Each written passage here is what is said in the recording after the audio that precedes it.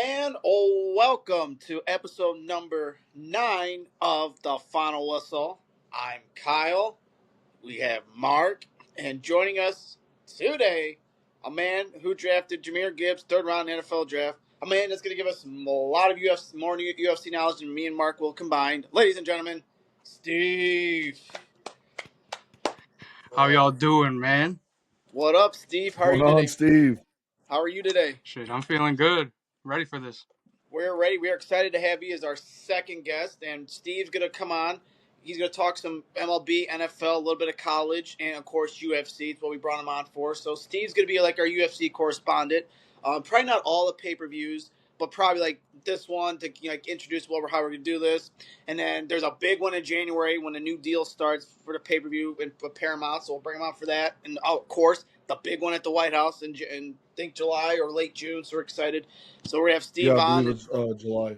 Yeah, or late June, early July. So, Steve, he's our UFC correspondent. We are excited to have you. And before we move on, Mark, what's up, my guy? How are you? Man, interesting weekend to say the least. Happy to see Big Steve on the show, man. It's been we've been talking about it for a while. So, Steve, welcome in and let's rock and roll. Thank you guys for having me on. We appreciate you for being on, taking the time. As we're going to start with a big week in MLB. Your Cleveland Guardians are in the MLB Playoffs.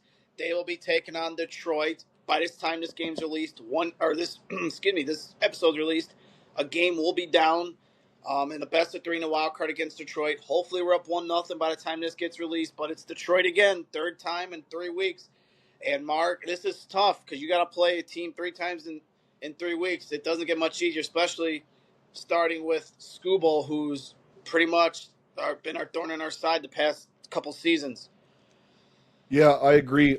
Obviously, good to see the Guardians get in and make that history. Obviously, if you're a Cleveland fan, you know how big that is. The Guardians always find a way to lift our spirits when the rest of our sports teams in the area Yeah.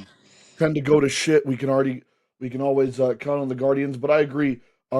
Screwball has been a screwball on our side for a little while, and we'll see how the Guardians fare. They do tend to have that October magic though, so I'm definitely hopeful. They usually have a knack for finding a way, and that's where I'm hoping we end up. Yeah, so best of 3 as the bracket. You see the bracket already that's been popped up. But Steve, you got to think Jose Ramirez. He's got to be the leader of this team if they want to go place. Obviously, he can't do it all. He's got to have team. He's got to have others step up, Steve. But the way we look this weekend, if we have players step up, this team could, with their pitching, could be unbeatable. Yeah, we got some big hitters. Yeah, got some big hitters in Rocchio and Stephen Kwan, and we are excited. So it's a best of 3 in the wild card, and if we do beat Detroit or the winner of this, we'll move on to play Seattle. The other side of the bracket, Boston and New York. That's obviously everyone talk about. The media's licking their lips at that mark, and of course, when it comes to Boston. Comes to Boston and New York, you can't get away from getting the primetime slot and the media just salivating over it. Yeah, but honestly, if it's my choice, I'd rather fly under the radar. That's kind of what the Indian or Guardians, excuse me, are used to. Is just flying under the radar and being a silently good team, and then starting to make some noise when the time's right. So quite honestly, when it comes down to it, it's something that they're used to, and I think it's something that will benefit them in this series, where the media coverage is kind of elsewhere. They can just silently Yeah. do their thing and make their way to the next round. And that's fair. And Steve, I go back. That's a good point. Like the media coverage is sometimes, Steve, the media's non-media coverage is good. Flying under the radar. Even though this is a big series, you're playing at 1 o'clock during a work day. God forbid we played 6 o'clock over those 2 teams. But Steve, you got to think no media coverage is good. You're not the bigger, higher market, so no one's expecting you to win. And this is the perfect underdog role to go on the run and get to the semifinals, if not the World Series round. Absolutely. I don't think anyone was expecting us to make it at some point. How many games were we down? Like 15 and a half, 15 16? and a half. That's a crazy comeback. That it's crazy, and to think that's the first team ever to do it that does in a collapse, and it's hard to beat a team 3 times twice, let alone 3 times. So we'll see. Hopefully this series it's 1-0 Cleveland by the time this gets released. If not, so they play Tuesday, Wednesday, Thursday. When Thursdays are the if necessary games. Hopefully we don't have to get there. If we're up 1-0, we close it out today, and we move on to Seattle. It's a good bracket. The Dodgers are still Dodgers. They got the Reds in the first round, and then the Cubs and the Padres. I'm kind of hoping. I hate the Dodgers, Mark, but with the Reds, I hope they beat Tito and knock them out, because after what Tito did and betrayed Cleveland to say he wasn't going to manage, then came back to manage the freaking our in-state rival. That's a sour taste, at least in my mouth, knowing that it's an in-state rival. And now I hope the Dodgers win at least the first round. Yeah, I agree. That bald-headed fuck wanted to finesse, so I hope he gets finesse right back. Jesus, sure, good lord, and that's how we. As Mark is feeling a little spicy, when we get to football, you're going to see why he's feeling a little spicy. But Steve, as how far? I'll give you this. We'll end up on this for baseball for a little bit, Steve. How far do you think the Guardians could go, knowing with their rotation and their hitters, knowing how hot they are as they got into the month of September?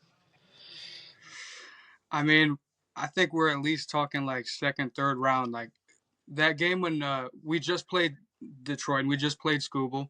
The Yeah, day that Fry was hurt, you were watching them have a breakdown. School was throwing it in between his legs, it's flying over the air. Like yeah, it like was a a center. horrible game for them.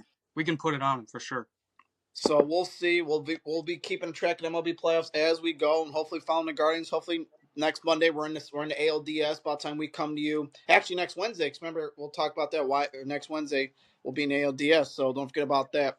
So all right, so let's go some NFL, and what a week that was. And I know we're gonna let Steve open up with some comments as the Browns fall short to the Lions, 34-10.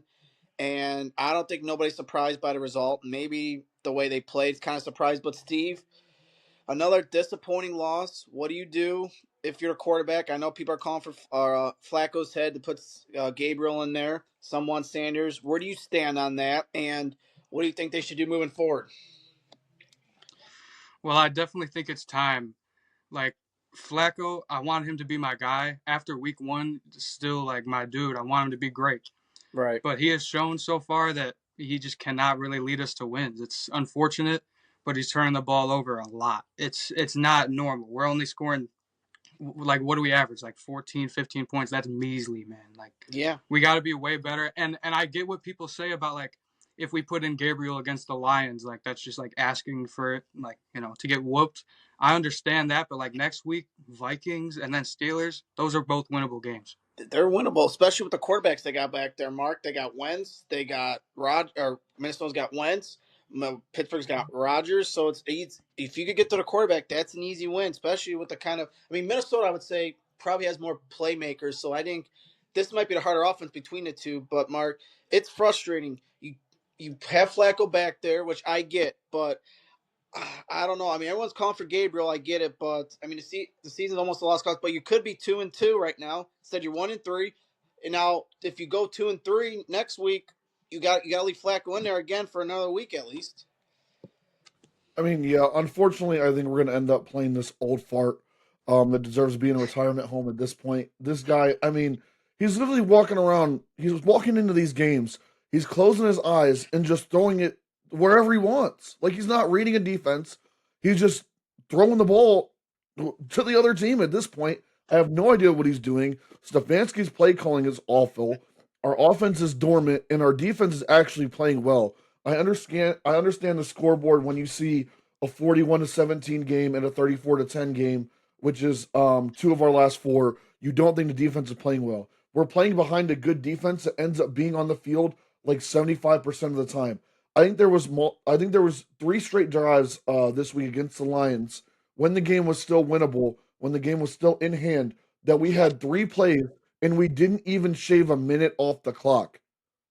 We were three yeah. plays in punt with a minute or less off the clock. So, and then we're turning the ball over.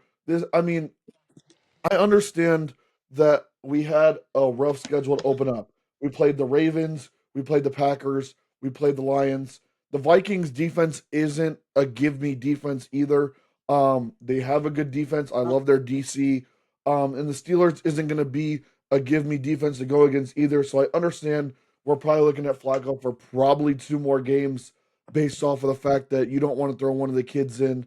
Um, as Stefanski has already kind of alluded to, as it is to try and ruin one of their heads. But in my personal opinion, you got to do something because, quite honestly, the defense isn't going to keep playing well forever I when agree. there's nothing changing on the offensive side of the ball.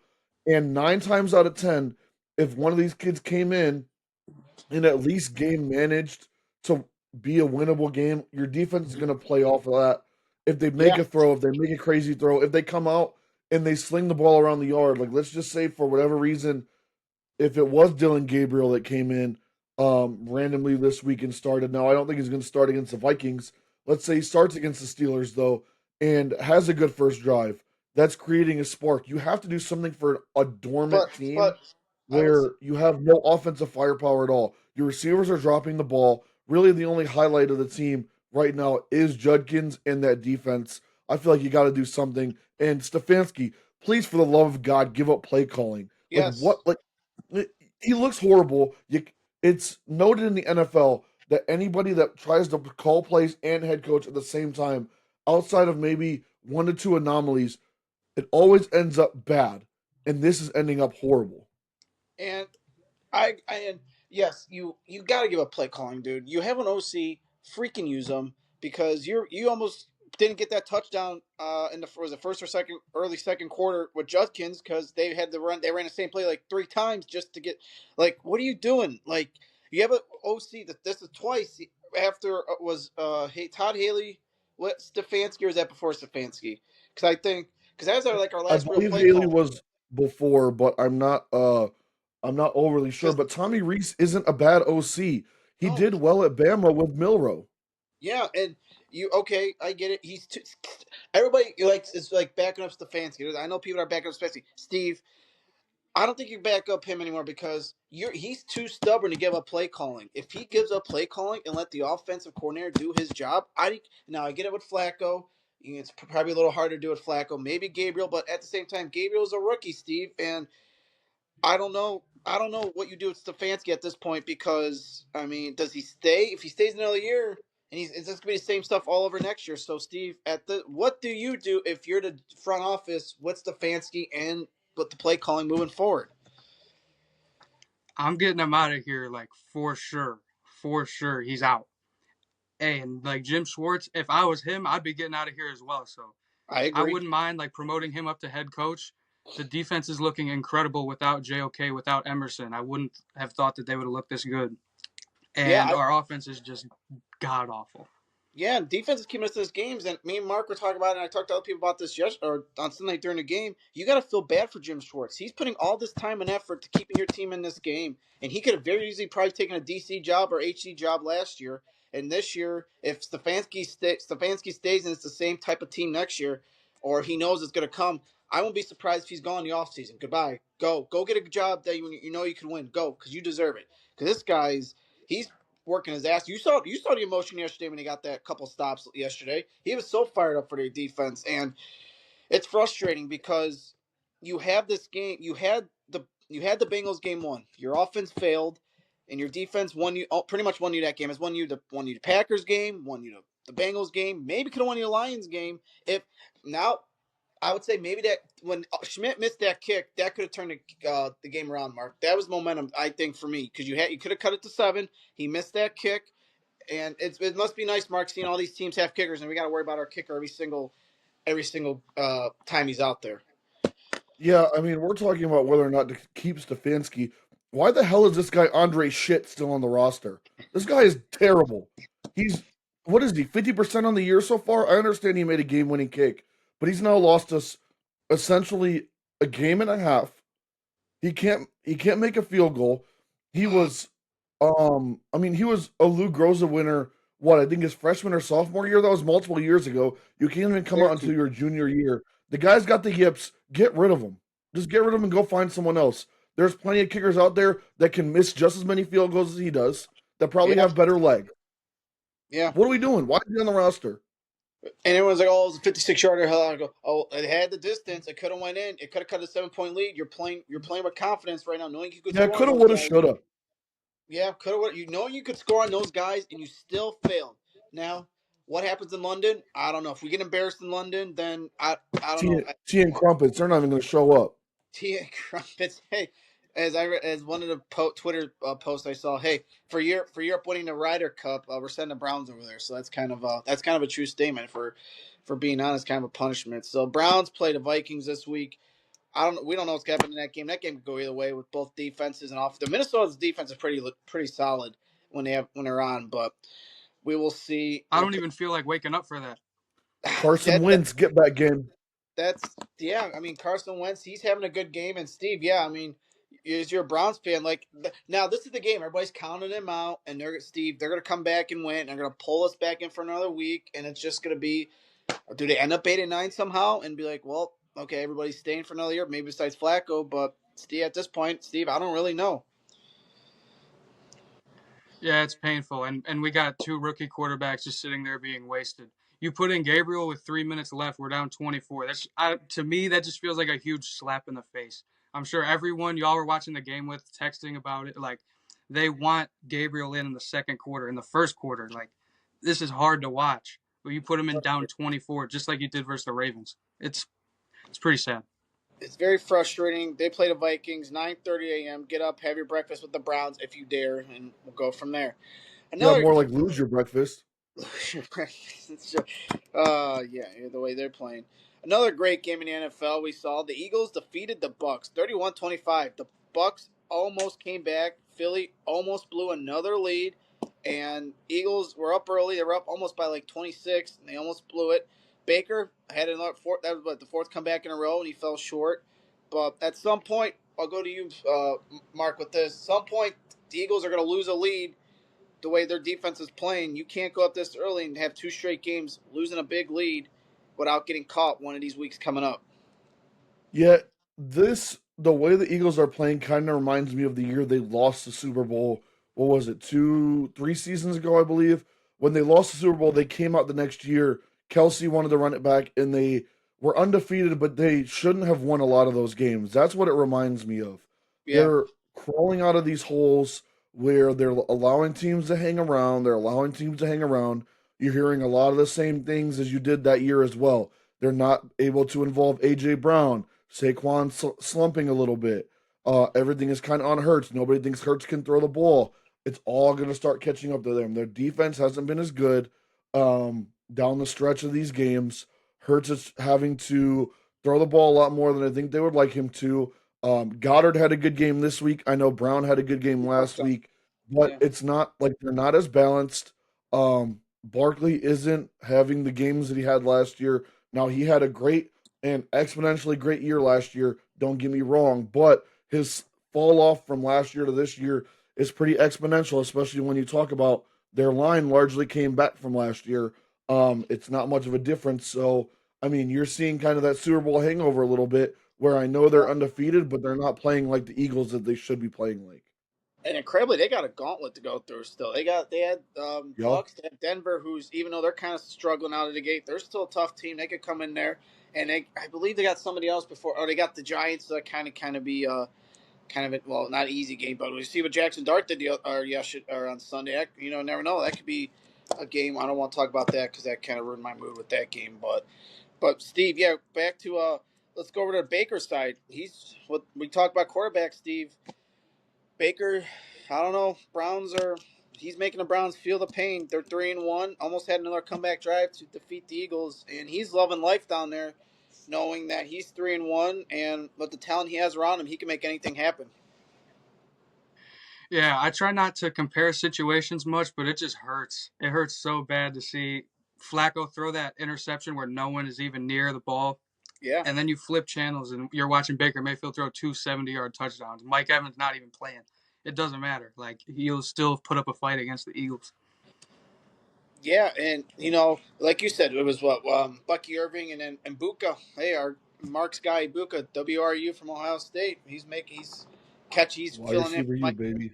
Mike Evans very well, and I think Baker and Tampa they're gonna be okay. They're gonna probably win the division still. It is a good game. It's a good measuring stick. The Eagles they'll be fine. They're 4-0, but it's hard to see their defense not collapse in one of these games. Like you can't have one of these games, Mark, and and know your defense is good, knowing you had almost a 30-point lead, and that's twice in 2 weeks they've fallen apart, and it's going to catch up to one of these weeks.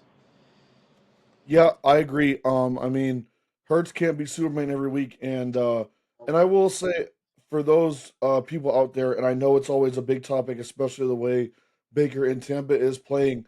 Don't forget for those of you that want to make that comparison, he was cut by two other teams prior to getting to Tampa. Obviously, that situation is a lovely situation where I love their head coach, I love their system, I love their offense. But don't forget, he was cut by the Rams and he was cut by the Panthers and didn't play exactly well in either of those two. So don't forget that when talking about that comparison. Now he goes to Tampa and has a whole lot of weapons.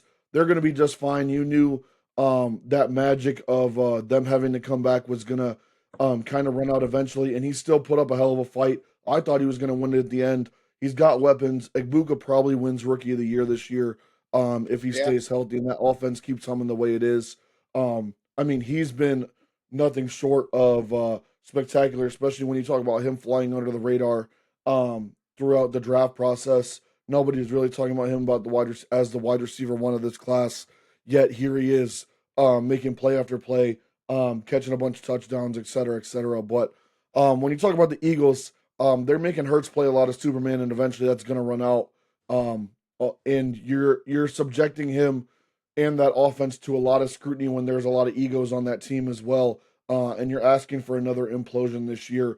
So, in my personal opinion, you really want to get that shaping up fast because you're asking for something nasty in the media. And next is going to be that head coach, which typically when they start to spiral, that head coach comes under scrutiny. He usually says things in Nick Sirianni that really shouldn't be said as a head coach to his fans or the media or both. So yeah, that pot's starting to boil. I don't think anybody's on the hot seat given that they just won a Super Bowl, but you're looking at a spicy situation here moving forward if things don't start to look a little bit better. yeah. But I wouldn't say it was the spiral, but I just think I don't think they're going undefeated. I think their defense is going to collapse, or their offense is not going to play a good game. Is they really haven't gone. I mean, okay, Barkley had a good week this week. Didn't have a good week. AJ Brown stepped up. Now you bring back Goddard. I think that's going to kind of be the focal point. Maybe it's just one of those weeks. Okay, this guy has a better game than this guy, or vice versa. That guy and that guy. So I just think the Rams. So I just think the Eagles are going to be okay. They'll make it, but it'll be interesting to see how their defense holds up the rest of the year. So they got some tough games coming up, especially against if Washington gets their guys back, and Dallas looks like they're going to be still kind of hanging around the way they played on Sunday night. All right, we're gonna move on to the Colts and Rams as the Rams win 27-20. What a game that was! And the Colts, I don't know, Steve. I don't know if you saw the play. The Colts that touchback lost the game pretty much on a Mitchell touchback. He extended the ball out, and what are you doing? You have the touchdown, Steve. Why are you extending the ball out when you have a clear shot for the end zone? It's just, Steve. It's mind-boggling to me. It's just something that can't happen in the NFL. I'm not encouraging this, but I would almost bet people are showing up at his door. Like, that's horrible. That's horrible. You got the touchdown and you're just blowing it yourself. Come on, Yeah, dog. and you're steps away from being 4-0, almost. You could have been 4-0, depending on how that if game goes overtime or you somehow get the ball back. And Rams, they got what the Rams without playing without. They're trying to still get their way, make their way, but they're playing incredible right now. The defense mark is pretty good, and Danny Dimes, he's going to be okay. But I want to focus back on the Rams. Their defense and offense, they got some weapons on both sides of the ball that are pretty much making a difference for the Rams early on this season. Yeah, I mean, I agree. I actually really I'm going to touch on both of these teams. I think they're both extreme sleeper teams when you ask me. A lot of people counted the Rams out based off on Stafford's health, myself included. I know he has that back problem, but when you have a guy like Puka Nakua who is always available, I mean, he's basically Cooper Cup 2.0 with some long hair. I mean, that he's a kid out of BYU that came out of nowhere, and he's, I mean, an insane player. Then you got Adams on the other side. You still got a good running game there. Stafford can still sling the ball. As long as the Rams defense holds on, they can win any shootout they want. And then you talk about the Colts. I mean, you put Danny Dimes in a situation where he doesn't have to necessarily win you every single game like he did with the Giants. There's not as much media on him outside of maybe like your Pat McAfee or someone like that that actually played and loves the Colts dearly. Yeah, But you also have a lot of young weapons over there in Indianapolis behind a really good defense, a really strong defense. I don't love the Mitchell play, but at the same time, I also feel as though that rule, when it comes to the touchback with the fumble or whatever out of the end zone, still needs to be looked at. I understand that is his fault, but that rule is some BS all the way through as it is, and it needs to be looked at regardless of whether he was being just an idiot or not. A fumble out of the end zone should never be a situation where the other team is getting the ball.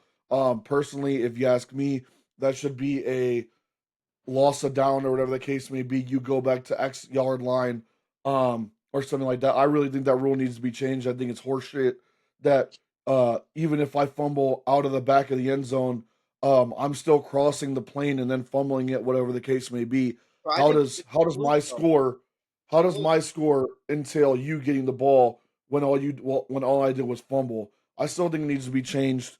Um, but I don't see the NFL changing it. Both teams, I think, will be okay and make a legitimate run here to start the or to end the season. I also want to say, as we are recording here, Tyreek Hill just had a nasty leg injury. I hope he ends up okay. I know it looks like he just broke his leg on one of those nasty plays. So prayers for him and prayers for anybody that has him in fantasy right now. Me. Looks like a broken one of those broken ankle situations No, where I was saying me. I have him on fantasy. yeah, yeah, prayers up to him and prayers up to all his fantasy owners because his Oh, leg is the shape of an L right about now. what is going on with these injuries? Why as well? Let's talk about injuries before we move into another. What is going on? This has been a weird season of injuries. Malik Neighbors goes down. Steve with an ACL yesterday. Uh, both wide receivers from San Fran were hurt. We don't know if they're going to play Thursday night on a quick turnaround. Brock Purdy is hurt again. Now we just found out that this evening, as we're recording, Bucky Irving has undisclosed injuries, getting MRIs. We don't know if he's going to play this week. We got Dewan Jones, Brown's offensive tackle. He's out. And Steve, it's just I don't know what it is. It's kind of concerning. It's only week 4, and we got a bunch of injuries. Yeah, I'm not really too sure what like we got to do for these players because I feel like over time, like our medicine, our doctors got to be getting better and better, and just these injuries get worse and worse. Yeah, they get worse and worse, especially when we talk about that turf, Mark, in the Meadowlands. I saw a stat the other or a tweet the other day. Man, burn that place to the ground, bro. Just burn it to the ground. That thing is the original turf monster. Like, just get rid of it. But when it comes to the injuries, I'll touch on just injuries as a whole. I think while the modern medicine is getting better and better, there are better and better trainers. We also are running into a situation where our athletes are bigger, faster, and stronger. And even though they physically are bigger, faster, and stronger, that doesn't necessarily mean their tendons and the rest of their body are able to keep up with that. I think that's a big part of it. You're seeing guys run 4.2, 4.3 40s at 6'2", 6'3", 230 pounds. So we're Yeah, getting bigger, we're getting faster, and they're freaks of nature. But that doesn't always mean that. Everybody's built with the same parts. You know what I mean? So at the end of the day, I think that's a big part of our injuries, and I just hope that these repair processes, kind of like Steve touched on, where they are getting better and better. Hopefully, I don't think they're going to be able to prevent these type of injuries, and I know a lot of the players want to go and switch over to grass, which I think would be better on the limbs and less taxing on the limbs. I just hope that the recovery process gets better and quicker, so these athletes aren't sitting out and having. I'm gonna go with not only career ending but career defining injuries where they're good up until this X point and then they can't recover because of the type of modern medicine right now that makes them able to play again but just be a shell of themselves. yeah, and some of just on the Giants alone, take a look at this. As we think, as Odell Beckham got hurt on that turf when he was, Same team too against the same team.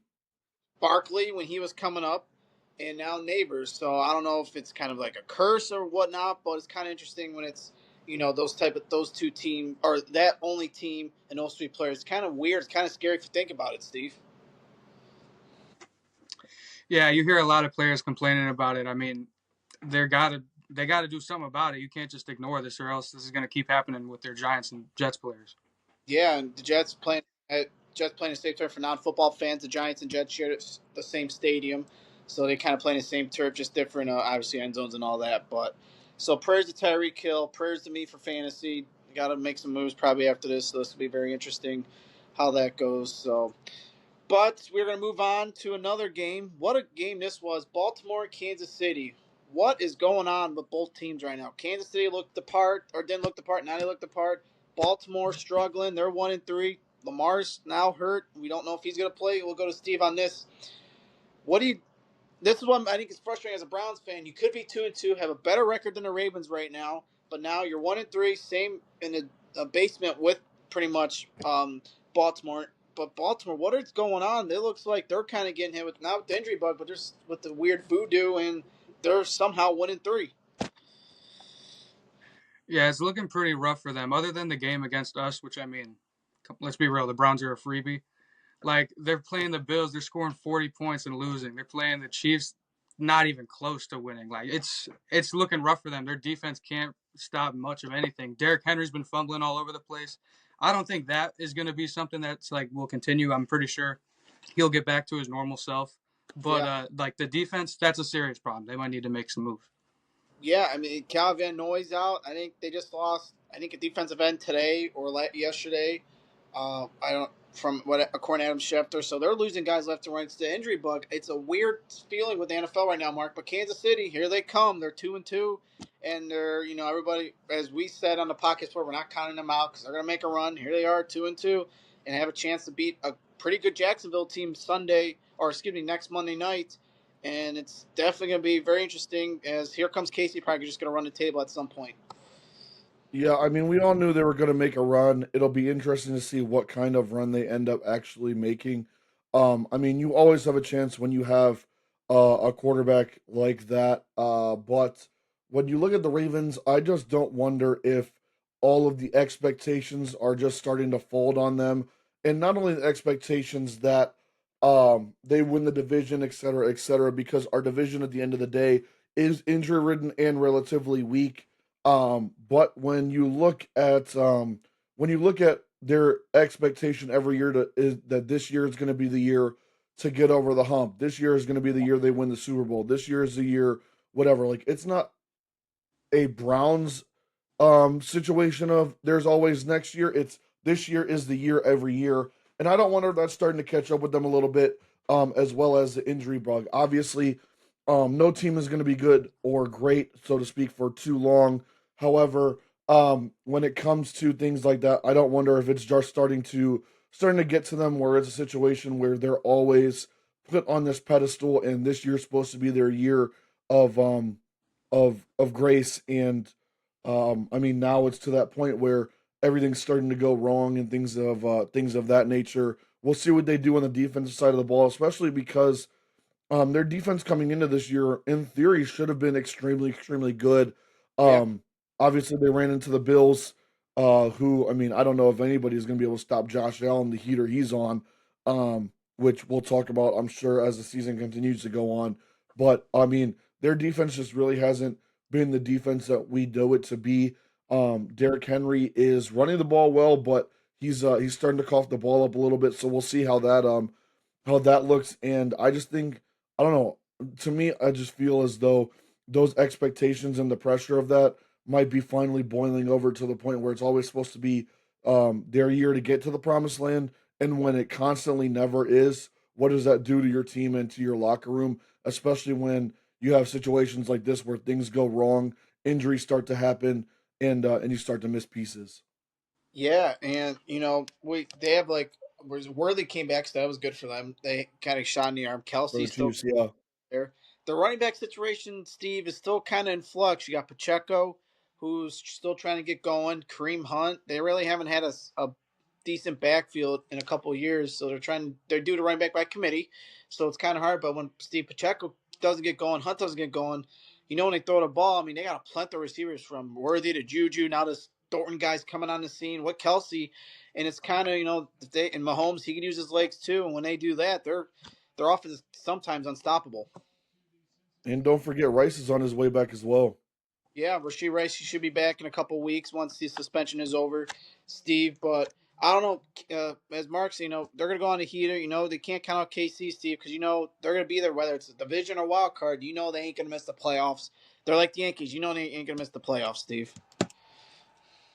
Yeah, they had a little bit of a shaky start, but wasn't worried about it at all. I'm sure they'll finish first place in their division. Only doubt is like the Chargers, but Chargers are losing to the Giants without Neighbors. I mean, I'm Yeah. sure if they run that back next week, I mean, I'm taking Chiefs. That's me. Their running back situation, I mean, Pacheco for me is not really it. Hunt is like a solid backup, but like also not it. But when you got Mahomes there, he's approaching GOAT status. He can pretty much save you almost every week. Almost. Yeah, so we'll see how Casey fares out with that. All right, we're going to move on to actually one more game. This will be a quick one. We're fly through this. Dallas and Green Bay, a tie 40-40. What a Sunday night game that was. Dallas offense showed some life without CeeDee Lamb against what was supposed to be a decent defense in Green Bay. Green Bay still has weapons on defense and offense as Romeo Dobbs, 3 touchdowns. And Mark, we talked about this. Jerry's voodoo struck again. We thought Green Bay was going to come in and kind of just run away with it, but halfway through the second quarter, Dallas came out and pretty much almost took the lead going into halftime. And they were, after they were dead in the water for the first half. Yeah, I mean, they Dallas always finds a way to and seemingly this year they've found a way to stay in these games. Now whether they win or not is a whole nother story, but they have been competitive almost each and every week. Today, or I should say last night, my apologies, um was George Pickens' coming out party for the Cowboys. Yeah. And I'm going to say this as an overarching statement. Please, for the love of God, get rid of ties. That is the dumbest thing I've ever heard in my life. The Go to only college the rules. other type of football has ties, not American football. Get rid of it. Like once we get towards the tail end of the season, you're gonna have probably a situation where if the Eagles start to fluster in fall, and the Giants and Cowboys and the Commanders actually are all playing well down the stretch, that tie is gonna loom large and it's gonna fuck over a lot of Yeah. teams that I think should be in the picture. Now, that's remains to be seen, but why are we tying in a pro league that isn't football? Get rid of the ties. It's stupid and make them figure out a way to win the game. You don't tie in college. Why are we tying in the pros? If you tie, go. We talked about this, Mark and Steve. Let's get your thoughts. I say tied after first overtime. Go for two like college does. Just go for two, and you make your best 2 point play. If you get it, you get it. If you don't, game over after that. Each team gets a try, one end of the field. But yeah, it's frustrating. It's 40-40 tie. It's a good game. The tie's going to loom large, probably for Green Bay more than Dallas as we get towards the postseason. And they're going to be wishing they would have won that game, or going to be wishing they came back and what's the word I'm looking for? Came back and won, and they're gonna wish they had that game back, Steve. But it's just I think as a fan, it's frustrating knowing that can loom large down the road. Yeah, I'm with y'all. I'm a huge like I hate ties. It should not be a thing. Uh, should definitely move to the college formation, and then you'll get games like Florida State versus Virginia. Like you want that energy. You don't want the energy like after the game, like you just wasted your time. Like you just watched that for no reason. It was a tie. Yeah, Yes, literally. And think about how legendary some of those overtime games are. Like what was that? What was that college game a few years ago? Penn State and Illinois. One of the first years that and it re-went. You went to like 7 overtimes. LSU A&M too. The one was that LSU was like 7 overtimes, right? It was like the night game. Yes, but that's what I'm saying. Like, think about those legendary type of games, and I'll put that in a pro setting where you have even better, like you have the best of the best players. Why are we not implementing that across the board instead of saying, 40-40, time ran out, oh well. Like that's just stupid. Yeah, so it's a tie, 40-40 in a good game. Green Bay and Dallas tie, and that ends the Sunday night version of week 4. All right, we're gonna run through some NFL picks as to close out the NFL section. Some decent games this week, even though the schedule doesn't kind of play it. We're gonna start as Steve's gonna join us on these picks. We'll start with you, Steve. Thursday night, the 49ers and the Rams in LA. Who do you got? I want to go with the 49ers. They just put up a good fight. Even And I'm also watching the 49ers game. In my opinion, they shouldn't be losing to the Jags. I mean, I watched Brock Purdy fumble a pretty bad one, but it's nothing they can't come back from. This is a very winnable game for the 49ers. And I mean, McCaffrey's 100% a beast. He could tear them up and change the game by himself. But I think I'll just take the Rams with how they've been looking on offense. Puka Nacua is looking like one of the best receivers in the league right now. yeah. So you say Rams or you said 49ers, right? Correct. I'll take Rams. Oh, you Rams? Okay, I thought you said 49ers. My fault. I thought you said 49ers earlier. But yeah, Mark, I like where he's going with that. Who do you want, or who do you taking and why? Yeah, I'm going with the Rams as well. I think Brock Purdy's little toe is gonna probably take him out. You're gonna be playing against McCorkle Jones there. I don't really see them really doing much outside of maybe putting up a decent fight for a couple quarters. The Rams, Matt Stafford is one of the all-time gunslingers of this league. He's got weapons all over the place, and the Rams defense is only gonna need to get a couple of stops because this 49ers offense is gonna stop themselves for them. So give me the Rams, and I think the Rams could honestly have a chance to really blow them out if things can get ugly quick. Yeah, I think I'm gonna go Rams. Short week. We found out we don't know if both top receivers, are gonna play. Purdy's hurt, so I think you got McCaffrey still, but I think the Rams they're gonna smell blood in the water like sharks. Circle, and I think the Rams are gonna take this one. They got their weapons. They got the weapons on both offense and defense that can kind of set the tone for the game. So give me the Rams in that one. We are going to go. These are some of the late games because really the 1 o'clock games really didn't really stand out to us when me and Mark were discussing them. So we're gonna go Bucks and Seahawks, a decent game out west at 4 o'clock. Bucks coming off a loss, Seahawks coming off a win on Thursday night. We'll go to Mark with this one. Bucks and Seahawks 4 o'clock in Seattle. I actually think I'm going to go with Seattle on this one. I've been liking the way the Seahawks have been playing. Their offense is humming. I think they, with Bucky Irving's undisclosed injury, you may or may not have Mike Evans. I know Godwin, I think, is supposed to be coming back. However, at the same time, it's going to take him some time to get all the way back. And then you look at Seattle, you've got JSN, you've got Kenneth Walker. Darnold's career is kind of resurging, and that defense is playing good football over there in Seattle. Plus, you got the 12 man. I think the Seahawks win a close one, but don't count Baker out. No, especially Baker. It doesn't matter what running back's back there. As long as he got his receivers and you got Baker at the helm, I think he'll be okay. Steve, who you taking and why? I think I'll take Buccaneers here. Okay. It's a battle of two quarterbacks that were took early in like the 2018 draft. Both at times fell off but had a complete resurgence. What I'm thinking is, I mean, I'm not all that high on Darnold. I know he's looking great. Last year he had an incredible season for the Vikings, but it only for me, I don't know. I don't know if I would trust him with my team. He's looking real good. Jackson Smith and Jigba's cooking every team that he plays. But for defense coming up, I think I'll take Mayfield though.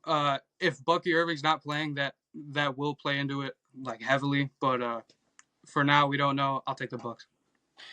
Yeah, I think the two incredible defenses going up against each other, and it's just tough. I might agree with Steve here. I think with Baker, I like the Bucks in this one. I don't know. It's tough. I mean, I want to go Seahawks. They still got Kenneth Walker. They still got JSN, Sam Darnold. I want to go Bucks, but I think I'm leaning Seahawks. I just think this is like a pick 'em. If I had the betting for betting purposes, it's like a pick 'em. I just don't know where to go, but I'm going to go Seahawks. I think they have the better offense, not by much, but I think if they shut down the run, you still got Walker, you still got Charbonnet who could run the ball and take some points if have to with the kicking. So, and the kicker just almost won the game for them on Thursday night against Arizona. So I'm going to go Seahawks in that one. We're going to go to Browns and Vikings, even though this is at 9:30. We're going to do a quick Browns-Vikings pick. We're not going to discuss that since we already kind of discussed it. I'm going to go This is tough. You know what? I'm gonna pull the upset. I'm going Browns. I'm going Browns on an upset. I think with the offense they got, or what Minnesota has, yeah, they still got Wentz. But if their defense hangs around, Wentz is not mobile. Wentz is, if you kind of contain the pocket, it's gonna be hard for him to get the ball out, especially Jefferson and receivers. So I'm taking the upset. I'm going hometown Browns. Mark, who do you got? I was actually going to take the Browns as well. I get this bad feeling that all this shit talk about Joe Flacco is going to end up making it so that for some random reason he's going to go off this week. Defense still plays well, and we're playing a backup quarterback. It's probably a really low scoring game. We'll see if Judy and the rest of the crew still has the yips or not. We'll see if they start to give Bond the ball because he did have some flashes there.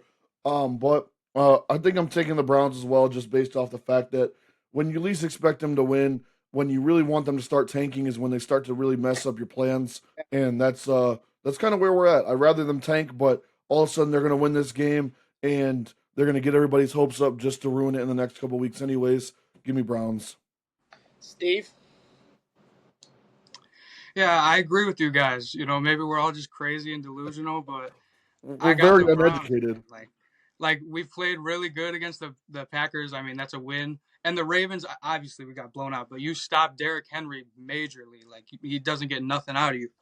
Um, if we can hold, if the D line can force their way through the Vikings O line and get to Wentz constantly and shut down their running backs, it could be an easy win, but we'll see. It's never easy over here.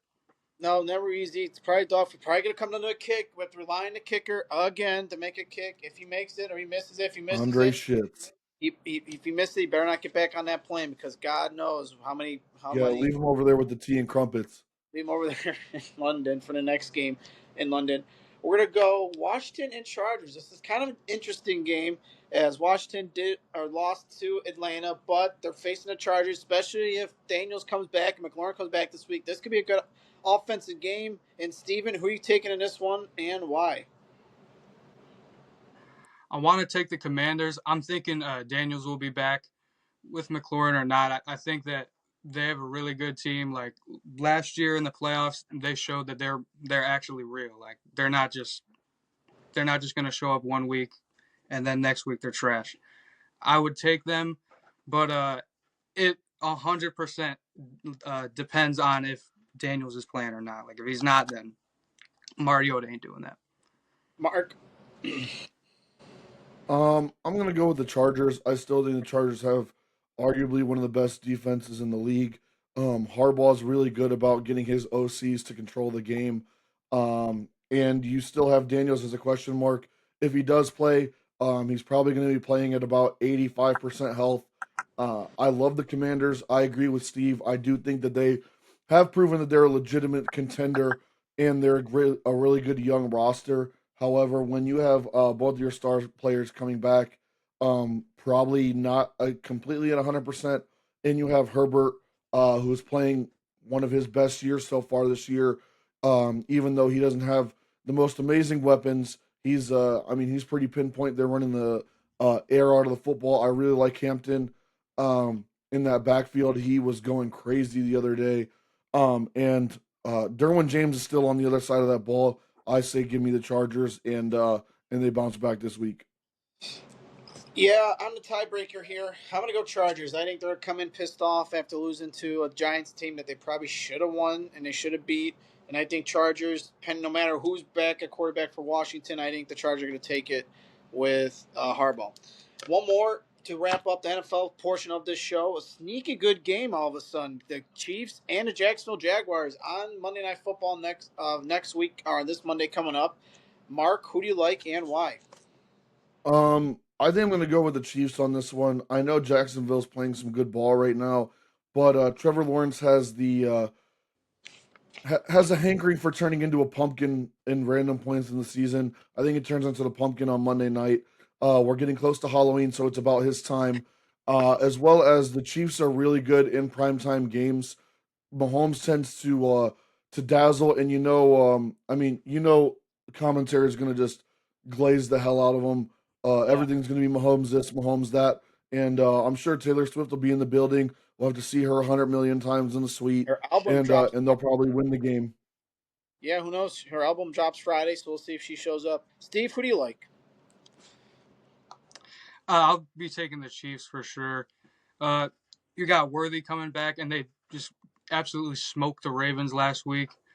I'm looking at it like I need Jacksonville to start losing some games. Like they just beat the 49ers. That's killing me, man. I need our pick, the Browns pick, to be as high as possible. Yeah, and Good point, Steve. That's a good point. all of a sudden, Jackson Jaguars are like in the teens for picks now. So the Browns, but they still got a good pick, Mason Graham. So it's kind, it's working out somewhat. But now you might not get that second top 10 pick. You might get your own, and then you might have to wait unless you trade up again, which I highly doubt that's going to happen. But Jags, kind of being impressive. I'm going to go KC. I just think KC's on a roll. They're going to show up. They're going to show the Jags why they still the front runners in the AFC, and kind of send the Jags off Monday night with an L. Sneaky good game though, so can't wait to discuss that. So that's the NFL portion. We're gonna move to NFL. We had a couple other segments, but with time, we're kind of gonna move on. If we have time, we'll come back. We're gonna do quickly, Mark. I know Steve's not really into college football, so it should be me and you real quick. So I'm gonna give you the floor. We'll go OSU, Washington. Your thoughts quickly and go. I know you have a lot of thoughts on that. First off, I want to know. So I've had the weekend to kind of think this over. I want to know who's got the training wheels on, whether it's Brian Hartline or Sayin, or if Julian Sayin is just a one-read quarterback. I watched him. Everybody wants to glaze him because of this accuracy thing. I understand he's extremely accurate. It's not hard to be accurate when you're throwing 5-yard hitch routes all day long. It's about time to take the training wheels off for this kid and really see what he has. I understand he's a former 5-star, but at the same time, when are you going to let him start throwing the ball around to these weapons? You're underutilizing the weapons that you have. We're playing behind yet again another good defense. Matt Patricia's probably going to be end up one and done. He'll be back in the NFL the way he has this defense rocking and rolling. But again, is Sayin really the guy? This dude, I mean, he's one read and then he like just freaks out if it's not there. I can't tell if they're telling him you get one read and that's it, or if that's just how he is. I know he throws a pretty ball. He's also really not pushing the ball down the field in a crazy way. This isn't the Ohio State that I want to see because at the end of the day, when you play some good games, some big teams, they're gonna make Julian Sayin beat you. They're gonna take away Bo Jackson. They're gonna take away C.J. Donaldson. Then it's gonna Yeah. be up to him. So it's about time for them to take the training wheels off and see if he's really a 5-star or not. When things are all said and done, I know Ryan Day likes to ease his kids into it, but I mean it's time because right now I'm starting to get nervous that this kid ain't it. He's one read Randy right now, and I don't like it at all. I don't like the way it's shaping up, and it needs to change fast. Otherwise, while I know everyone's saying Ohio State's a team to beat, I'm getting real nervous about the fact that we're one read and then we're freaking out after the fact. Yeah, there was another first half struggle like against Ohio, so that's interesting, something to keep an eye on. You let Washington hang around. You still let them hang around. They kind of smell blown to water. If it wasn't for that fake field goal, who knows? Could be 24-9, have more momentum, kind of kill momentum. Losing that, going for that fake field goal made no sense. That play was just poorly designed as they lost. Still skeptical, like as you said, still skeptical of Salem throwing that ball because we don't. They got a big test. They should beat Minnesota. They should beat Minnesota this week with ease. Hopefully, not let them hang around. And then they got Illinois. Illinois is not easy. You got not an easy game you're going into. Brett Bielema's gonna have those kids hyped. They're gonna have those kids ready to go. And Washington's, And they look good this weekend too. yeah, even though they let up some points, I mean, but still, Illinois is going to fight. And Brett Bielema's not going to let them go down. They're looking for that signature win to stay in the CFP talks. If they lose that one, you pretty much write them off as well. As well, Michigan was on a bye. They faced Wisconsin. We're not going to pick that or Ohio State 'cause we both think they should win their respective games. So going into next week, which we'll talk about them next week because they got both of them have big games. So we'll talk about them next week. We'll talk obviously both games next week. What happened? Oregon, Penn State. Mark, I know it was what happened in Penn State was Penn State had to or Oregon had to lead, blew it. Penn State came back and then blew it in double overtime. Mark and Drew Allar, the man. Steve, you could chime in at least on this too when we get there when we get to Drew Allar, but. Drew Allar, the hometown kid, kind of couldn't win it in the end, along with James Franklin, Mark. Oh, I've been having them in my crosshairs since Saturday night. These dudes are both terrible in big games. I don't know who's worse. I think they're the match made in hell. Honestly, they're the match made in hell. Drew Aller crumbles worse than any type of cookie you could imagine in any big game. James Franklin looked like he saw a ghost when they even went up. He was shitting his pants. He Yeah. had no idea what was going on. He's just sitting there bald as shit, not knowing what to do. He can't call a game. You go away from your run game. You go away from your run game, which is the only thing you have. Then when you do go up, you finally take a shot. Eller somehow pulls a good throw out of his ass.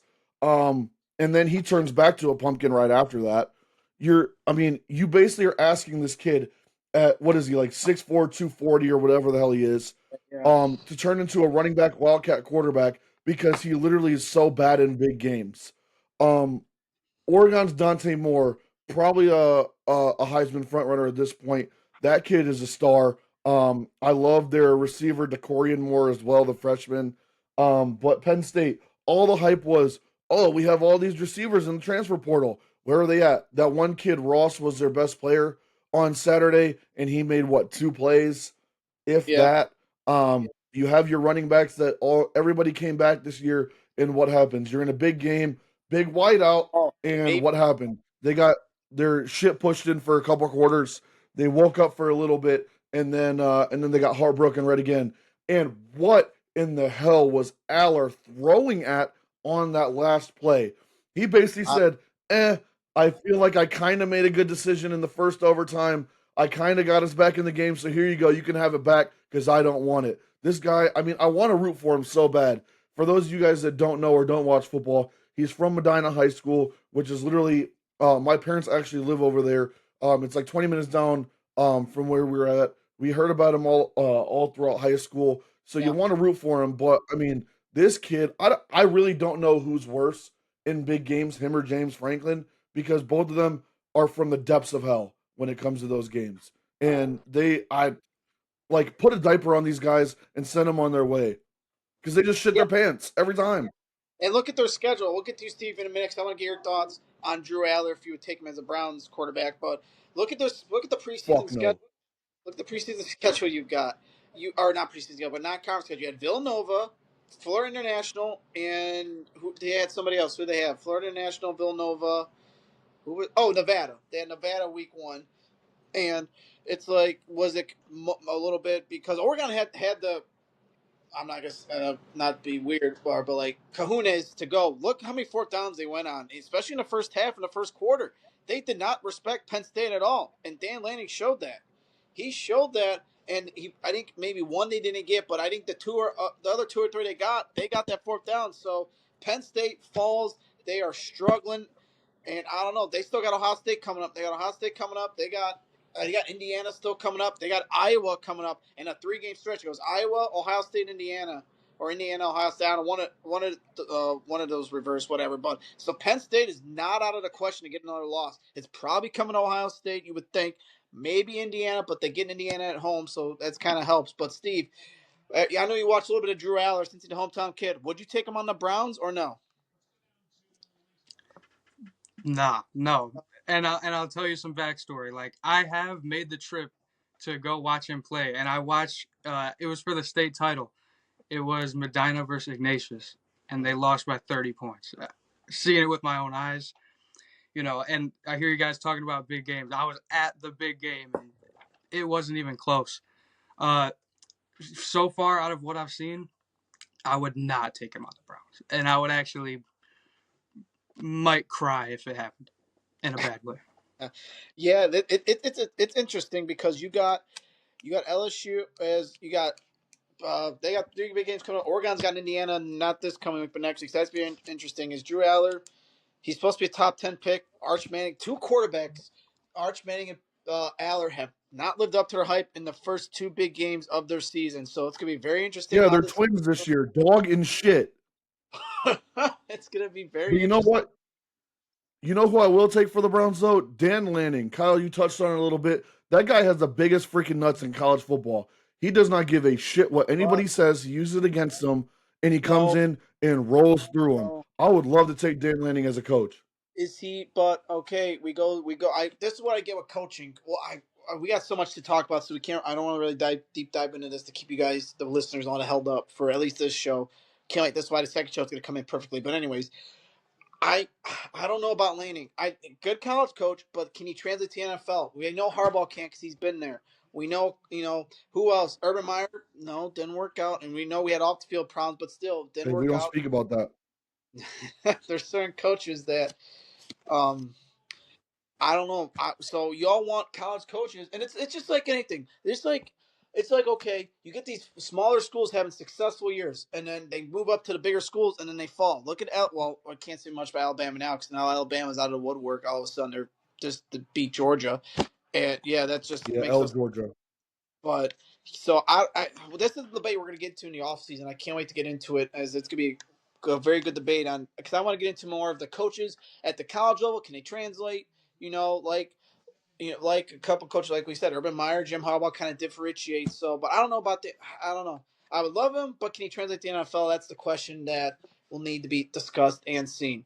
We're going to quickly move on to LSU versus Ole Miss. What a game that was. Ole Miss 24-19, Mark, and big game, as you called it, big game. Brian Kelly falls again with a no running back, but still lost to an Ole Miss backup quarterback. How does that happen when you're number 4 team and one of the best defenses in the country? Well, it's just him and Big Game James are in there in the big game cabin, just looking at each other like they're fucking idiots. I don't understand what these guys' problem is with big games. You've been there before, Brian Kelly. You've been there before. What are we doing? And you got a great quarterback. You got a great defense. And I'm pretty sure, if I'm not mistaken, this Ole Miss quarterback is a Division II transfer. You just got beat by a fucking D2 transfer. Are we serious right now? At LSU, while you're Can't riding hot, you finally got over the opening game hump, and then you come in here and you lay an egg against Ole Miss. I mean, Yeah, what are we doing? Get this guy out of here. and it don't get easier. You I'm still got tired of him. you still got Bama coming up. You still got South Carolina coming up. So you could have another 2 losses and be out of the playoffs again. And then you're wondering, is Brian Kelly the right fit after all this hype, like Clemson? Clemson, all that hype, and they fall. So I don't know. It's gonna be I very mean, yeah, interesting. at this point, Brian Kelly and James Franklin both need to be sponsored by Huggies. Get these guys some diapers so they can shit in their pants during big games and get them on their way. Oh my goodness, we told you Mike was or Mike Mark whatever to say. We're getting spicy today. I can't wait for the second show because this second show is gonna be all about just like debates and all that. When it's spicy, it's gonna get spicy. So. But yeah, so we'll see how that goes. LSU falls 24-19 as Ole Miss, number 4 in the country now. Obviously, the polls don't matter yet till November, but as we're going to run quickly, USC, Illinois. That was a big game. Illinois hung on to win. USC maybe kind of got caught in the time zone mark, but Illinois makes a good bounce back. USC had the chances. They collapsed on a couple drives, and now here we are. Illinois in 1-1 and USC 1-1 with USC still got some big opponents coming up that could probably make or break the Big Ten this year. Yeah, I mean, I actually liked both how both teams looked in this game. That USC freshman quarterback is the truth. I do think some of his inexperience did show towards the end of that game. Their defense didn't play the best, but Altmaier ends up pulling it out. Obviously, Illinois is the better and more complete team, even though I believe they were the underdog this week, based off of the BTA that they got from Indiana the week prior. However, I mean, I like both of their chances moving forward. Illinois does worry me as an Ohio State fan, based off the fact that they've been there before. They've now got a big game under their belt again, Two, even and though one was lost. they played good football. Yeah, so that'll be an interesting. Illinois plays Ohio State for Illabuck as a turtle trophy. It's kind of interesting how the college kind of has trophies. As we'll talk, these trophy games are going to start coming as Michigan plays the Paul Bunyan Trophy in a couple weeks. So as you non-football listeners, going to get a little not background of trophies, but the kind of games they're called when teams play for trophies. So it'll be very interesting to see um, well, kind of. I think I'll pull up. We'll get a picture up there for USC Illinois to show you the turtle that they'll be playing for. It's kind of just a turtle, it's a steel turtle. But real quick, Mark, Bama, Georgia, what a game! Bama is somehow rose from the dead, 24-21. Simpson had 3 touchdowns for 275 yards, and Georgia looked Well, I don't know. Georgia coming to the SEC. You look good against non-conference teams. You play Bama, and I get Bama's Georgia's kryptonite, I guess. Yeah, I don't know what Kirby Smart's deal is with Alabama. I know I thought Ty Simpson played a good game, all things considered, but Kirby and them had a chance to win the game and they blew it. Yeah. So I don't understand what it is with that game specifically for Kirby Smart, but he just can't seem to completely win it. I mean, Ryan Williams tried to give him the game and then they gave it right back. I mean, I really don't know what was really going on there. They genuinely had a chance to win. They really blew it. Um and Kirby I mean, I think Georgia will be okay, but I just don't really know what Kirby was doing there. He had a chance to win. For Bama, that's a really big win for them. That's honestly really really good when it comes to morale, especially when they got absolutely slaughtered by Florida State, especially after Florida State just got upset as well. Um, I mean, Bama's right back in the mix.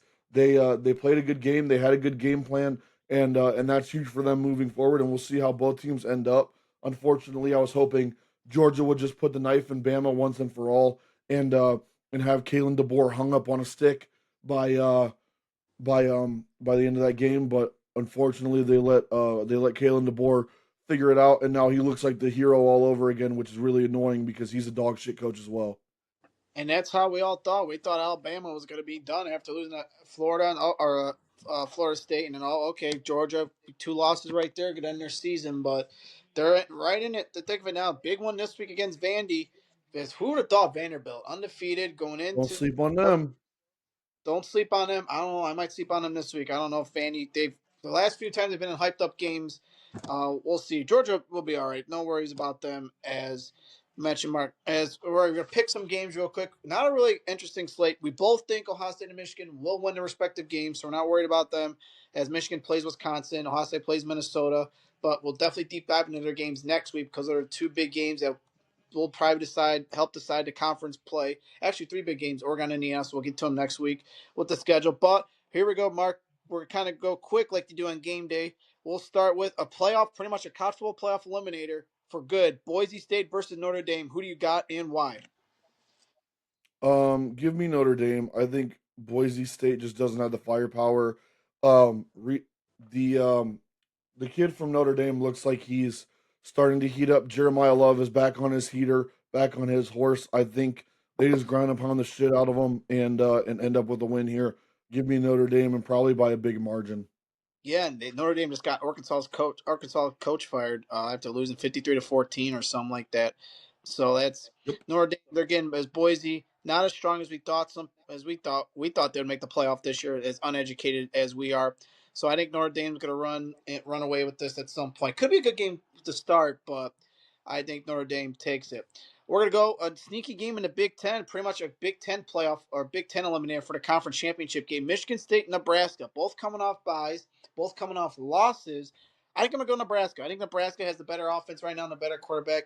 Michigan State, they got that offense, but they're hit and miss. They put up some points against a good USC team, so that's kind of an interesting stat. But, Mark, I'm going Nebraska.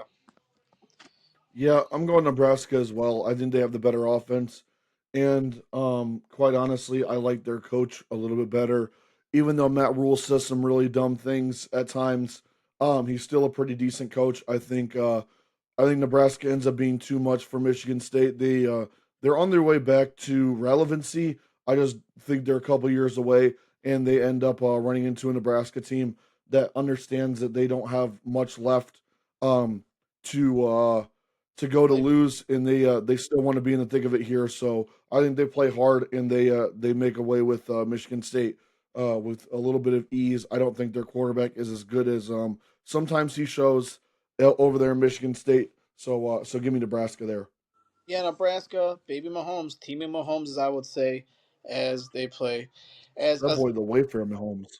as Vanderbilt, Bama. Who would have thought at the beginning of the season this game would actually mean something? Now Vanderbilt ranked 16th, Bama ranked 10th. It's gonna be a very interesting game. College game day will be there, 3:30 on ABC. Mark, who do you got? I'm going with Vanderbilt. I like the swag that they're Ooh, playing with right now. oh, Um, that quarterback is talking a whole lot of mess, and I know he's got to back it up. Um, oh, he's been playing good football. Vandy's been playing good football, and I hate Kalen DeBoer. I think he's a garbage head coach. Ty Simpson going back to his pumpkin status. Get him out of here. Put the knife in Alabama. Vandy's ending him this week. I think I'm going Bama. I just think it's too much for Vandy. Vandy's been in these type of games before, and Vandy's fallen off. So I think Bama's gonna roll with it. Would Vandy if Vandy would win, I wouldn't surprise me, but I think Bama will just be too much in the end. Another sneaky good game. Who'd have thought at the beginning of the season? As we quickly make these picks, we get to some UFC. Texas Tech, Houston. Who'd have thought both teams 4-0? Texas Tech looks the part coming off the bye. Houston kind of sneaky. Had a struggle against Oregon State last week, but pulled off the win. I'm going Texas Tech. I just think they're too much firepower on offense, Mark, for Houston, and they pull away and kind of continue to set up that showdown with Iowa State for the Big 12 championship. Yeah, I agree. I had a feeling Texas Tech is just going to blow them out of the water.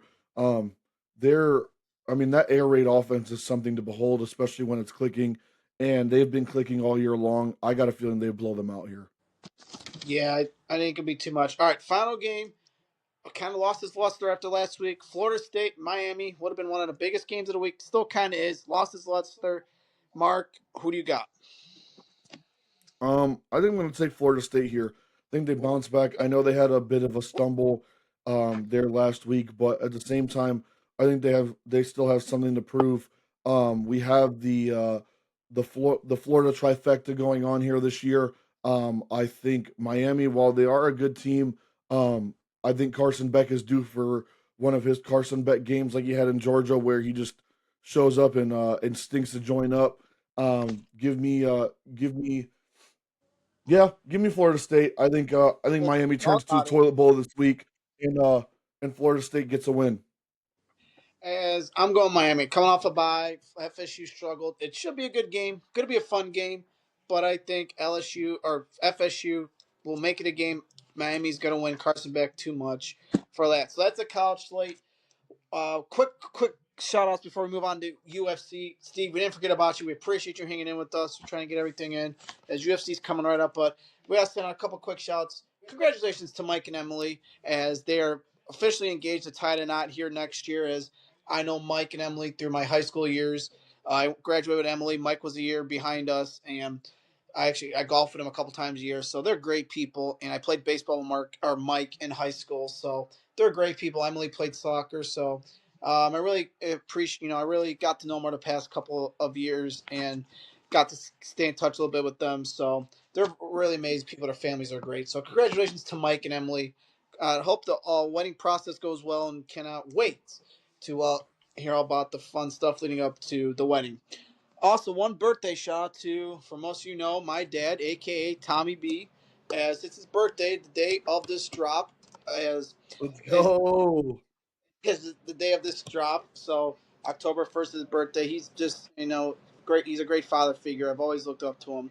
Taught me how to play hockey, baseball, and when he was hard on me, he was hard on me, and it was for the good. As you're a kid, you're like, why are these parents the way they are? And he shaped me into the man I am today. So he's an amazing guy. I know he's going through the hip surgery a month in. He's doing great. One more month, and he'll be back at it. He's making good recovery. So, Dad, happy birthday. Enjoy it. I love you.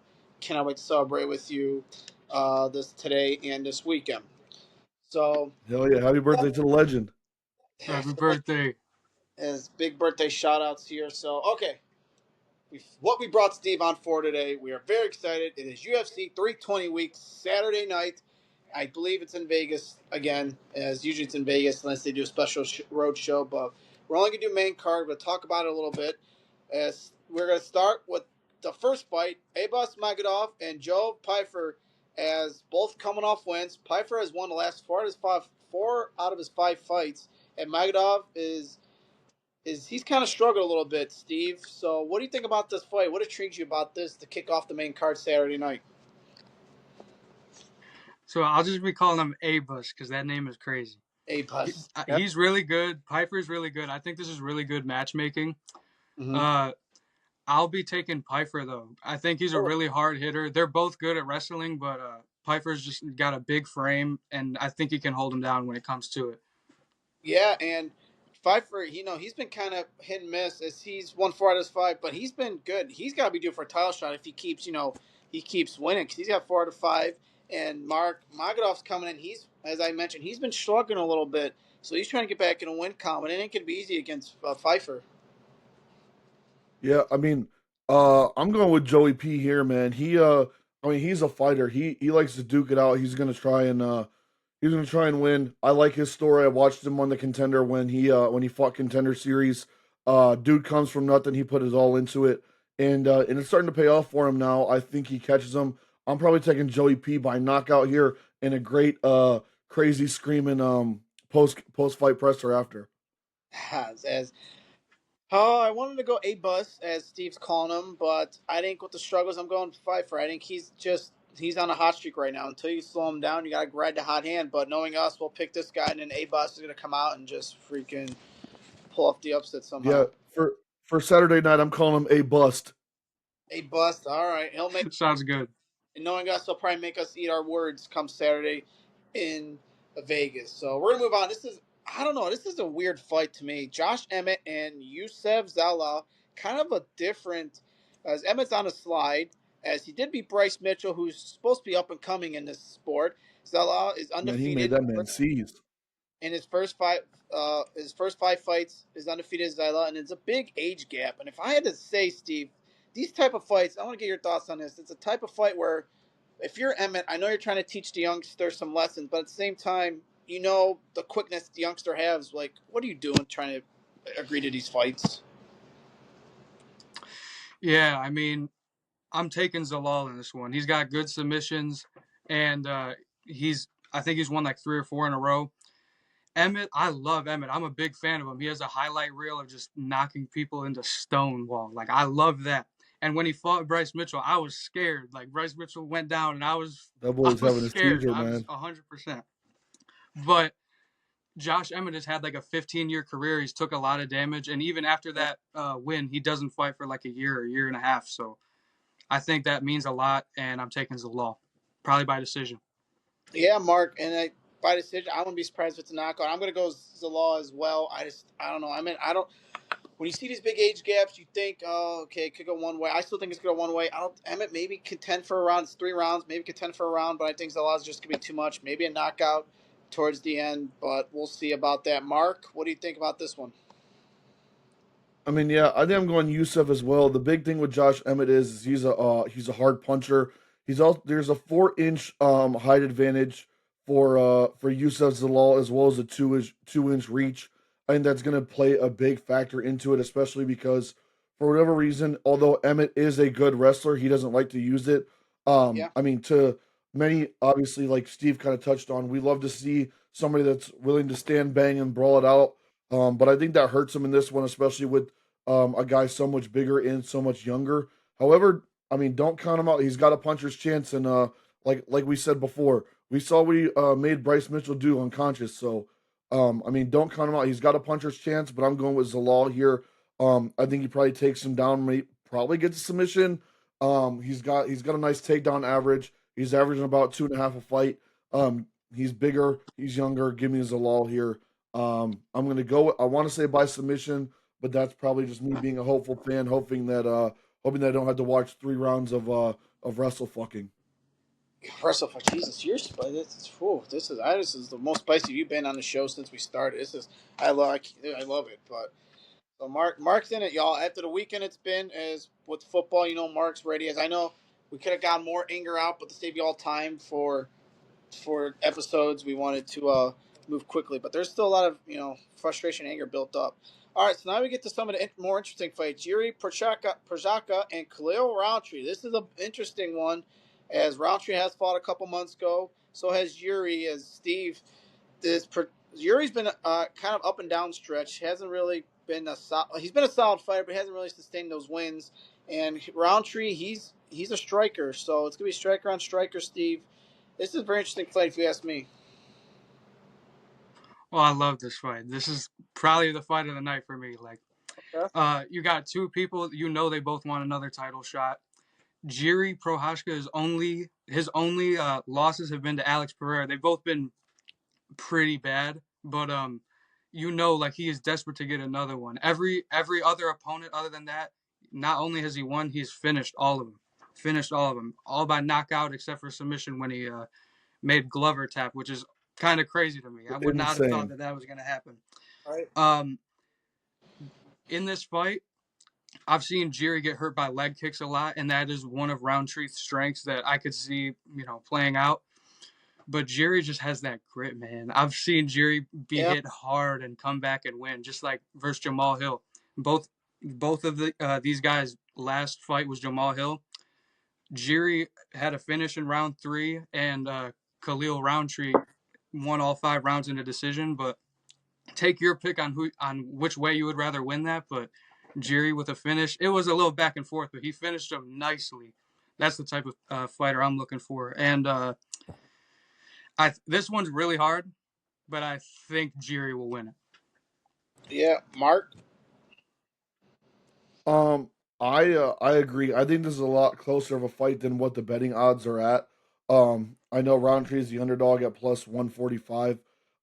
Yuri and Roundtree both have honestly showed a great deal of grit in the octagon. Obviously, you saw how crazy beat up Roundtree was against Alex Pereira, who we'll talk about here in a little bit. And he still was hashing it out. Obviously, Yuri um I mean, we all know what happened to him at both times he fought Alex. But Yuri is kind of one of those weird fighters to deal with. He has that weird style. His hands are always down. He takes a lot of damage, but he eats a lot of damage too. Like he's not necessarily just getting knocked out left, right, and center. He's sitting there. He's eating it. He's pretty chinny. I am actually going to go on the other side here, though. I think I'm going to go at Khalil Roundtree. I think Roundtree is on a bit of a heater. I think everybody is kind of counting him out based off the fact that, kind of like Steve touched on, Yuri has really only lost to Pereira in all of his most recent fights. He finds ways to win, but I do think when it comes to being too chinny against a power hitter like Khalil, who is able to find your chin and find it hard, I think some of that damage from Pereira, and I think Yuri looking farther ahead to know that if he wins, he gets Pereira, might get him caught here. And I think Khalil puts him out on this one. I think it's a lot closer than what people think. Khalil can take damage, and I like his defense a bit better, as well as, I mean, he's going to kick the hell out of those legs. And we'll see how Yuri takes that. I think I got Khalil by finish. Yeah, it's gonna be very interesting. I don't know. I think Yuri. I think Yuri's just kind of too quick than Roundtree. Roundtree's quick. Don't get us wrong. He's a good. Don't get me wrong. He's a good striker. But I just think Yuri. He knows what's ahead of him. If he wins this fight, I think he takes care of business, and Yuri moves on to win. All right, the co-main. We got 2 big main events. We got Marab. I'm not even gonna say Deval. This shit, whatever the hell his last name is, because nobody likes him anyways. Corey Sandhagen in the co-main as I was going to ask for keys. We're going to pick this one, but then I want to talk more about the Anklev fight. So we're going to pick this one, Steve. Who do you like in this one between Marab and Corey? Gotta take Marab. He's Yeah. looking like not only one of the best bantamweights of all time, but he's looking unbeatable. Like his resume is O'Malley twice. He's beaten Peter Yan, Nurmagomedov, Jose Aldo, and he looks unbeatable in these fights. There's not even moments where he is getting hurt most of the time. I think that's what, like, we've never seen him get tired in any of these fights that I've just named. I think what would need to happen is he'd need to get rocked. Like, he'd need to be rocked to get tired, because other than that, he's go, go, go. He can fight for 45 minutes. Yeah, and Marab, this is his 3rd title defense. He defeated O'Malley his last fight to keep the title, as Sean O'Malley, who was the current title holder before him, as he lost his rematch. So it's very interesting, Mark. And Corey and Sandhagen, he was on the same card as those guys, as it was between him or another guy to get this title shot, depending on who won the Marab O'Malley fight. But I think, Mark, it's very interesting when you bring Marab. Marab is kind of this guy where no one expects him to do anything, and then he just comes out of nowhere and proves you wrong. Kind of like a Bilal Muhammad type situation, if you will. Yeah, I mean I'm with Steve on this one, and I think the last fight, excuse me, against O'Malley, you also saw him level up his game again. Just when he was looking as unbeatable as he was, his striking improved drastically last fight. He's really only been in trouble against O'Malley when O'Malley rocked him with that knee, and you did see him kind of falter a little bit. I think Corey is going to have to put him out. Corey is very similar to O'Malley in the striking department, where he's quick and he has awkward angles. Corey does have a bit better wrestling than O'Malley does. Um, he has shown improvement, but I just think Marab has leveled up too much. He's so in your face. He puts so much pressure on you, and with his striking being as good as it is now, as long as he doesn't walk into the fight being overzealous and just thinking that he has it won already, which he doesn't seem to be that type of human being, that type of person at all. He's very grateful, very humble for everything that he's gotten earned. And he earned it the hard way. Like kind of Steve said, he has a crazy ass resume. I mean, I think with the fact that he's just, I mean, he never takes a step backwards. His striking greatly improved. He's going to wrestle him. He's going to get you down 20, 30 times over 5 minutes. I think he's going to overwhelm Corey. And Corey's been crying, begging, bitching for this fight for so long. I think he doesn't realize what he's really crying for. And I think he's crying for an ass whooping. Yeah, it's gonna be very interesting how this goes. As I'm going Marab. Marab, he's like, as I said, nobody thinks he's gonna do anything. Just he comes in and win. I'll be very surprised if Corey. He's easy to hate, man. He's easy to hate because he's cringe. Yeah, it's just Marab. It's Marab's world. We're just living in it right now. He should successfully defend. I'll be very surprised if Corey does win. But we thought it's the sport of nature. Like with this next fight, as I take Marab, Ankalev and Pereira. This is whereas the last fight these two had. This is the rematch. Pereira looked like dog water after thinking, okay, maybe Ankalev's not ready to be Pereira, Steve. But the last time they fought, Pereira just looked out of sync for some reason.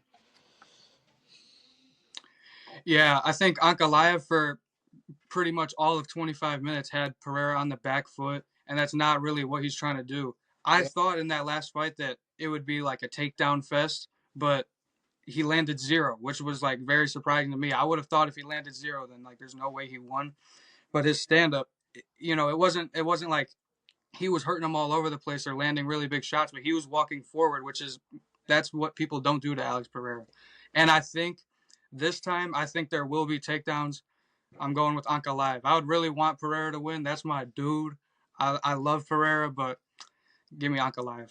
I like Ankalaev too. I haven't when I started watching UFC in 2020 when COVID hit. It was pretty much only live sport on. I fell in love with Pereira. He was always fighting. He had fought every time there was a canceled fight. That was the guy that fought. He was fought like every 2 months almost, seemed or every month just because of the nature. So I love him. He's probably my favorite guy fighter. But I think those Russians, Mark. We always talk about those damn Russians and fighting, and those Brazilians. They're always up there. But I think Ankalaev is going to take this one. I'm actually going to go the other way, and I have a couple reasons for it. Kyle, you just touched on it. Pereira was fighting constantly. He finally was able to give himself a rest, and if you guys haven't noticed, on the lead up to this fight, it's still been on Pereira's terms. They tried to make him fight multiple different times. He said no, he didn't want to. Everything is on Pereira's terms. What does that mean? That means he knows that this date, this Saturday, is when he's going to be at his best. He's probably going to be at his healthiest. He hasn't fought in a while. He gave himself a rest. You also haven't really heard from him. When you look at Pereira's past couple fights, I understand he did get into a little bit of some wars there, but he was also in the media a lot, which wasn't really like him. He was doing a bunch of commercials. There was media all around him. He wasn't like he looked almost disengaged from the MMA portion of things and more Yeah. engaged in the star portion of things. Whereas this time around, you haven't really heard about him really at all. He's been where he is with Glover. He's been working hard. I mean, he's been staying quiet, staying out of the media, et cetera, et cetera. And a lot of times when fighters do that, you know that means that they're locked in and they're in for a big performance. The other thing is, when I look at it, there's also been a lot of murmurings that at least I've looked at and been hearing that this could be Alex Pereira's last go around, given his age and the amount of fights in kickboxing prior to MMA. So when you think about that, I mean, if this is going to be one of his last fights or whatever the case may be, he's All only going to out. want to fight for the title. So he's going Yeah. to go all out. He's got that left-handed death, and I think he's going to use it. I think he's going to be ready for wrestling. I also think Ankalaev now has a cockiness to him that a lot of those Russian fighters don't usually have, and it might come back to bite him in the ass. He's already thought that and I mean, he did. He beat him for 25 minutes, straight up stand up, no takedowns. I think now that's in his head. He's going to try to do it again. He's going to get caught. While, in all things considered, Alex Pereira does have relatively good takedown defense. It's gotten better and better as his MMA career has gone on. I think he's gotten better. He's worked with Glover on it, and he's got a guy in him that, I mean, he beat him pillar to post for 25 minutes. He did get rocked once or twice, maybe in Yeah. that fight, but he's been talking a lot of shit, and I think that comes back to bite him because usually those Russian guys, they win because they're very humble, and Goliath doesn't seem to be in that class where he's very humble and he's very, whatever. Like, he's out here, he's talking his talk, and we'll see if he can back it up. I personally think Alex goes all out and he ends up knocking him out, getting his title back, and maybe going for a trilogy and then walking away at his age. Yeah, it's gonna be very Hey, interesting. I even wrote in my notes. I was like, if he's down, like if he's down 3 rounds again, and like the same thing is happening, he's got to throw everything but the kitchen sink, like flying knees, like Got to. yo, whatever you need to do to get him out of here. Because if he loses this, that'd be the second loss to the champion. You would, if he's not going to retire, he'd have to do a lot to get another Yep. shot. Maybe even move up to heavyweight. Like that's Yeah. been something people have talked about Pereira doing for years. Like I could see it. He would probably only need like one fight to get a title shot. Like I could see like Aspinall versus Cyril Gane. That's not what I meant to say. I could see Pereira versus Cyril Gane, and like if he wins that, you can get the dream fight versus Aspinall. Yeah, it's going to be a wild weekend of football in UFC. We cannot wait to dissect it next week. As that's going to be a good fight. I think Ankalaev and Pereira are going to be maybe a fight at night. Steve thinks Pacheco or Yeah, I think you're it's a lot closer this time.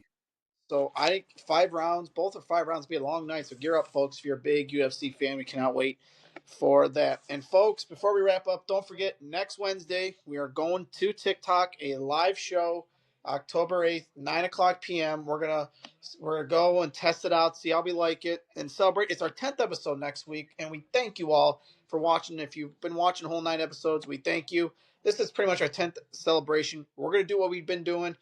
But we also want to hear from you. Give some more comments. It's kind of like a live chat. We'll hang out. We'll talk to you guys about just hang out. We'll get some of your thoughts and kind of react to what you guys are saying, and kind of respond and have some fun. So we want to and then don't forget we do have our TikTok page. We do have a TikTok page. Please continue to follow it if you can, because we got to get 100 so we could go live on there if we continue to TikTok lives next year.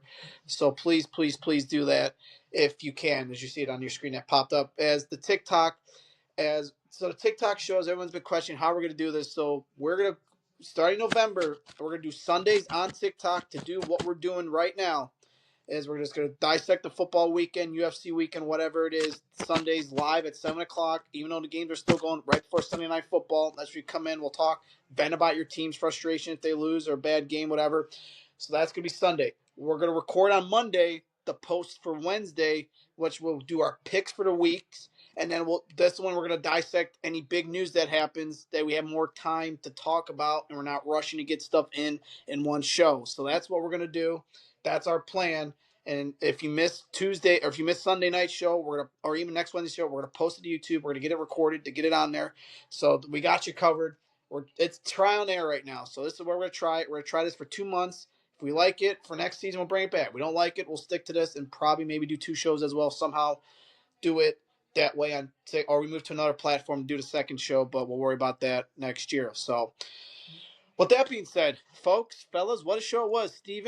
Steve, how did you feel being on the show or second guest? I had fun, man. I was a little nervous before I got on, just because I'm not trying to come across as like a dumbass on camera. But Well, no, I knew it was fine. Like, look at us. good episode. Look at us. Yeah, it was a great episode. We thank you, Steve, for Yeah. being on. Steve's going to come back to talk more football and UFC in January when the UFC does go to Paramount, when that's the next big pay-per-view. I mean, there'll be pay-per-views, but this is probably the biggest one to kick off the year. We know, as Mark, we know Dana's going to load that one up to get people over there. So very Yep. excited how that goes. So episode 9 in the books. Enjoy. We thank you for joining us. We hope we didn't steer you away. If you made it this far, thank you, Steve. Thank you for joining us. You've been amazing the Yeah, whole night. big We shout out cannot. to Steve. Yes, shout out to Steve. Cannot wait to bring you back in a couple months. It's gonna be fun. Stay tuned on when he will be back in January. Sometime in January, we got to figure out the date for UFC, and we'll go from there. So we thank you for joining us. And then I Have, know, Steve, are you big on Twitter, IG? We got to give this guy a follow, man. He's a fucking great I'm not dude. really on Twitter, but I am on IG. My IG is SUPA dot Steve underscore. Hell Give yeah, it a we'll follow follow. my boy and Steve, man. we'll get the picture popped up so you could give him a follow for his great work tonight, and go from there. So we thank you for joining us, everybody. Don't forget Show 10 next week live on TikTok Wednesday, October 8th, 9 p.m. And we'll guide you. If you guys are worried about where we're going to be each week, we'll guide you. So don't worry. We got you covered. You're not going to miss anything. We'll send it out on our socials. We'll put it, put it on the show, and we'll go from there. So I got to do some fancy stuff because obviously my receiver just went down. So I got to do that. And that's what I've been thinking about the whole show, pretty much what I'm going to do now, especially in that league. So it's going to be a long week trying to make a trade. Steve, Steve, you got a receiver for me?